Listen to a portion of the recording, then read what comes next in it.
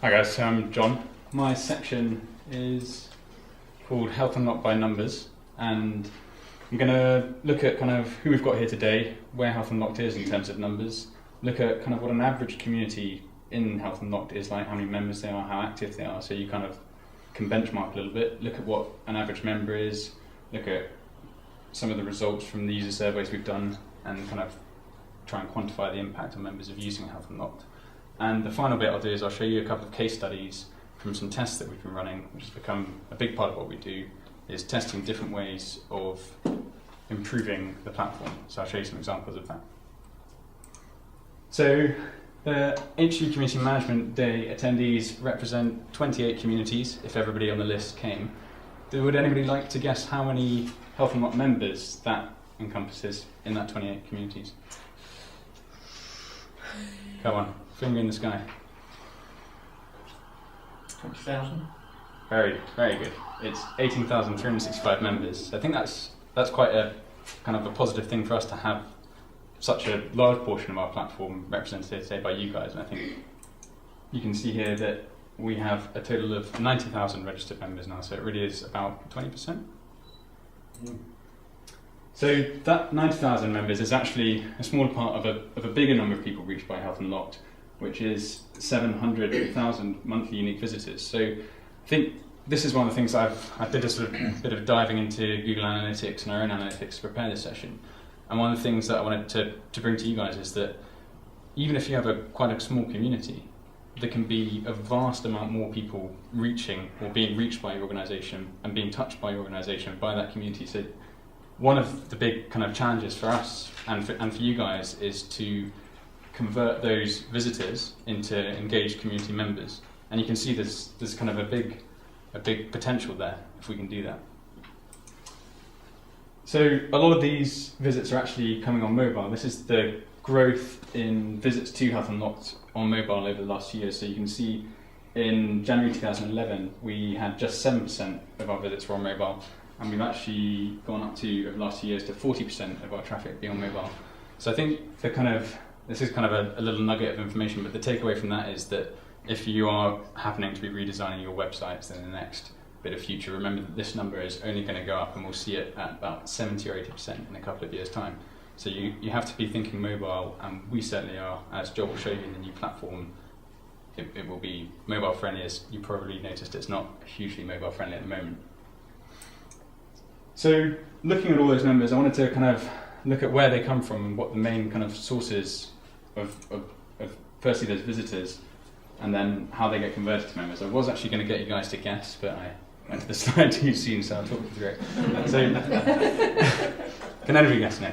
The big number at the top is, or kind of a quarter of the members come from something they label in analytics as direct, and this is kind of the bane of people that use analytics, but analytics doesn't know where they came from. So this can be people that came through bookmarks. It could be if they copy and pasted a link, so analytics doesn't know where they got that link from. It can be if they came through email, or if a friend sent them the link, if they came through a newsletter and that newsletter didn't have the tracking code. So you'll probably all, if you go to analytics, you'll see a large chunk under direct, and that's basically what it means.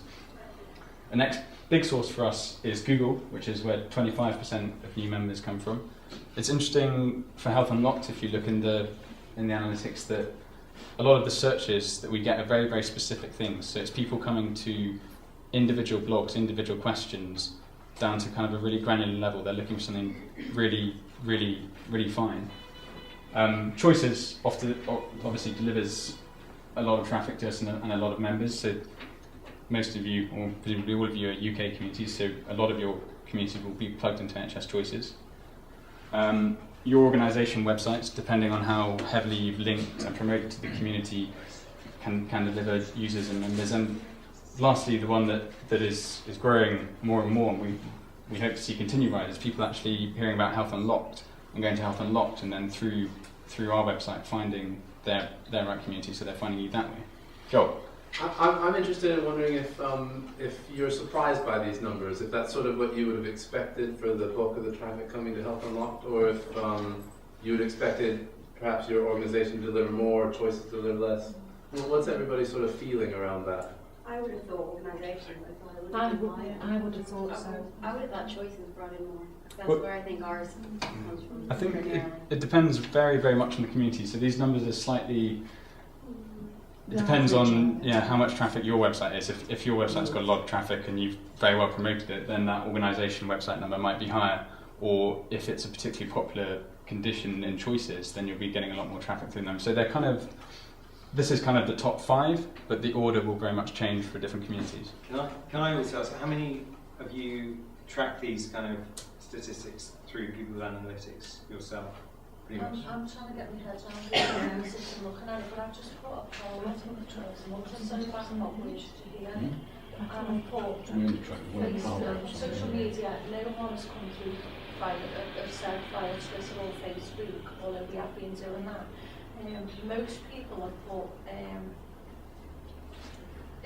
just put the internet, and one of the things they've got input are vast of the internet, so a big chunk of it put through the internet, and I'm thinking I have these on because I don't know what I've put on the internet for them to get it, but then the next biggest thing is through other already on other communities, complementary communities. I mean, one of the things about this testing approach that we're doing is that we started off very simply, and we're getting more and more sophisticated in the way we look at how people use the system and where they're coming from and where we can expect it to come from in the future. And it might be something that maybe in the future we can, the things that we learn we can share with, because I imagine that it's a useful resource for most charities, so it might be a useful thing for us to share, how to use Google Analytics, or how to basically how to optimize your activity on the web.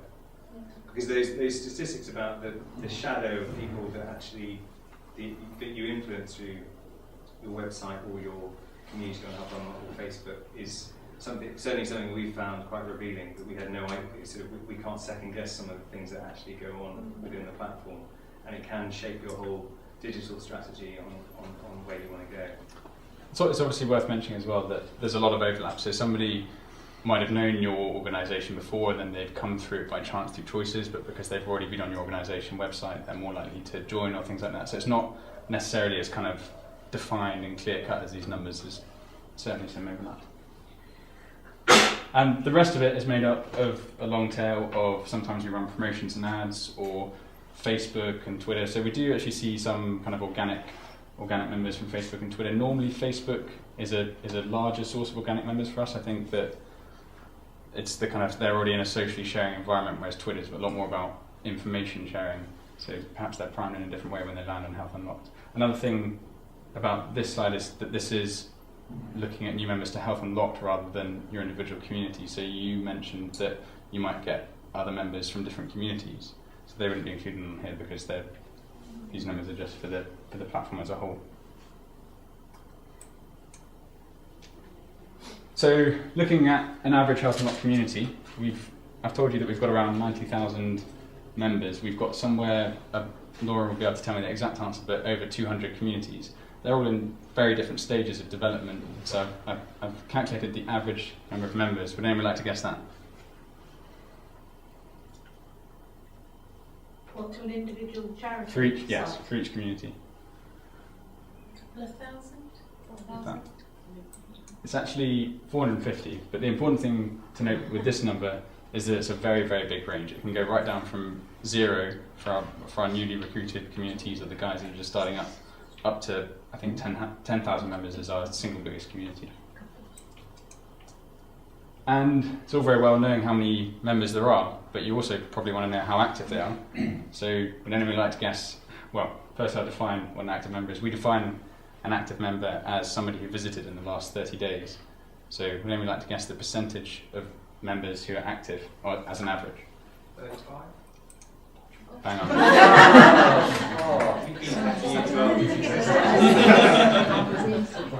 So it is 35, and like with all the other numbers that I've shown, there's again a very big range. So it can be, you can have a perfectly functioning community that's got a much lower activity rate than 35, or you can have one that's really buzzing and it's much higher. I think showing you those numbers is kind of about setting expectations, and also showing that it's a wide range, and a wide range is okay because people are in very different situations in each of the communities, and they've got very different needs. So it's not necessarily kind of you have to hit this level to be a healthy community. It's a bit more complicated. So these are some stats about what users do when they join a community. There's almost 2 times as many users have asked a question than posted a blog. So questions are obviously much easier to get into and ask, but once you blog, you can't stop. So once the smaller proportion of users who have blogged are producing a lot more content and they're coming back and regularly blogging, it's probably quite obvious because people have a specific thing they want to ask a question about, so they ask it, they get their answer, they might then be happy to sit back and read content before they ask something else. Whereas when they're blogging, they're kind of getting more into the support side of the community and they're really reaching out in that way rather than just information. So now looking at those blogs, would anybody like to guess the average number of comments that a blog gets? About 12. About 12? 10.2, pretty good. And again, for questions, the average number of answers? About the same.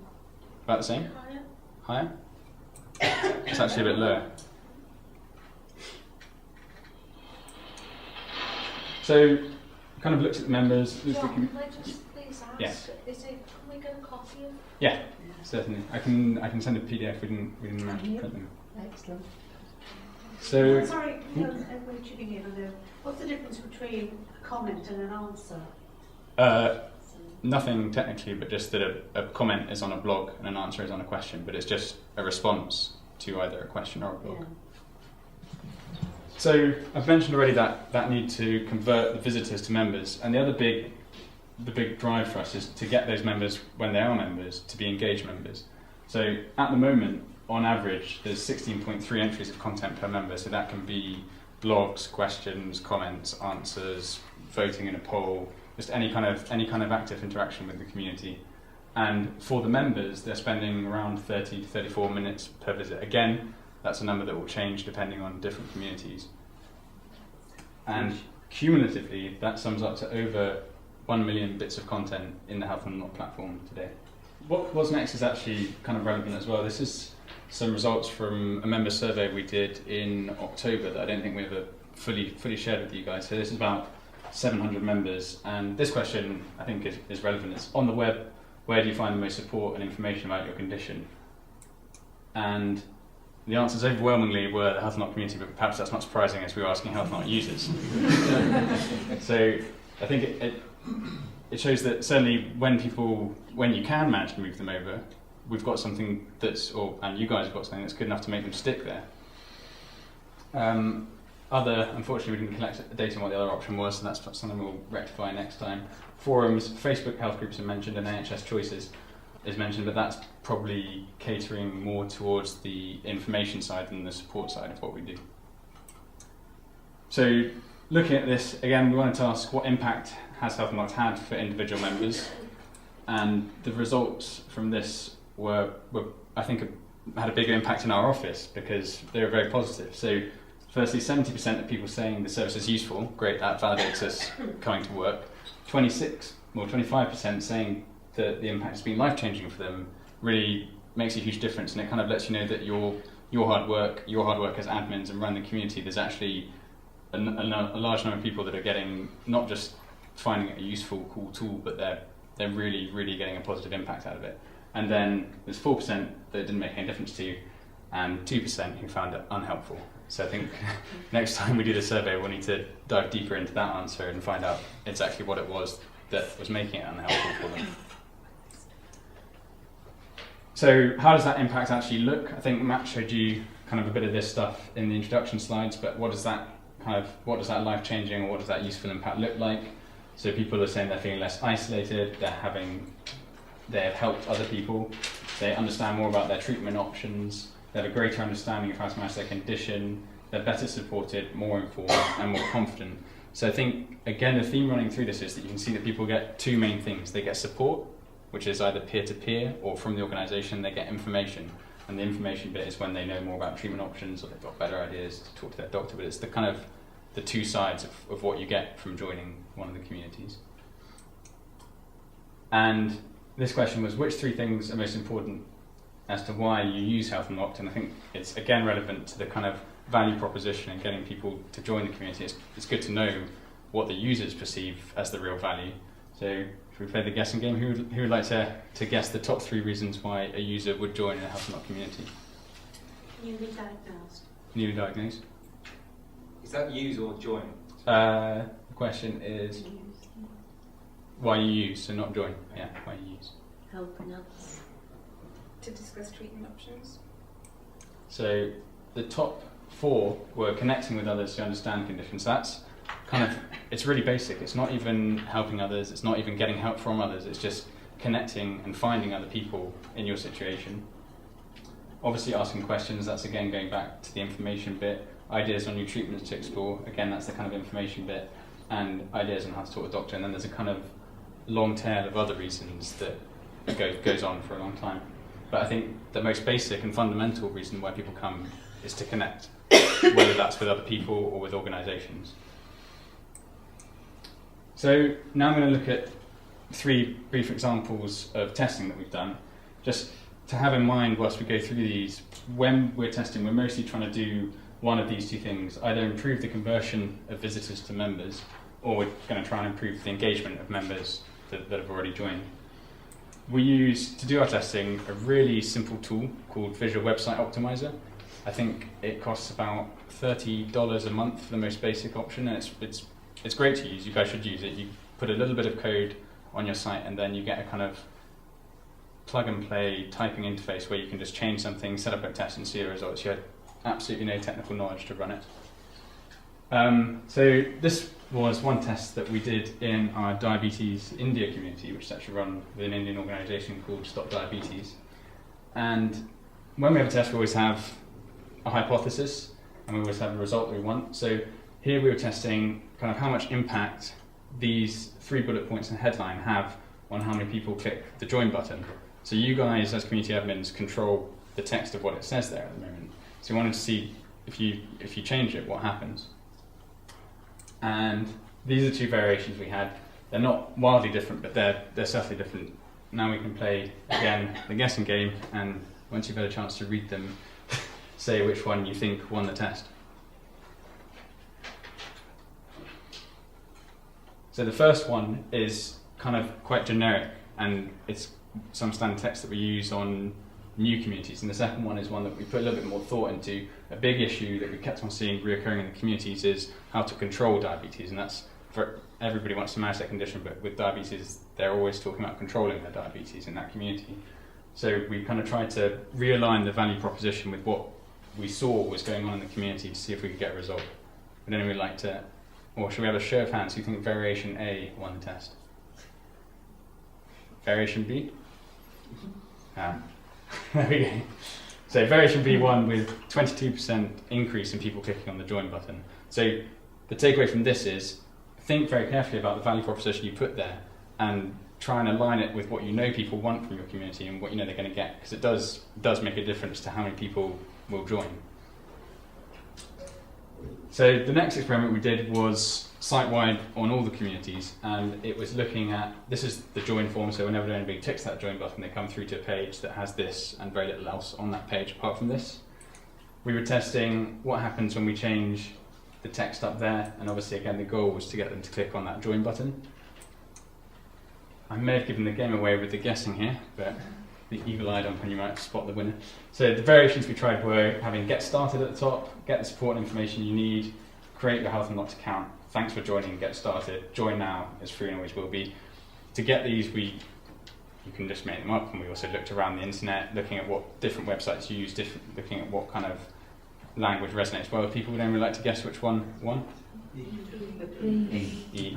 I think I showed you on the last slide. So yes, E won. And the last test I'll show you was a really surprising one with a really good result.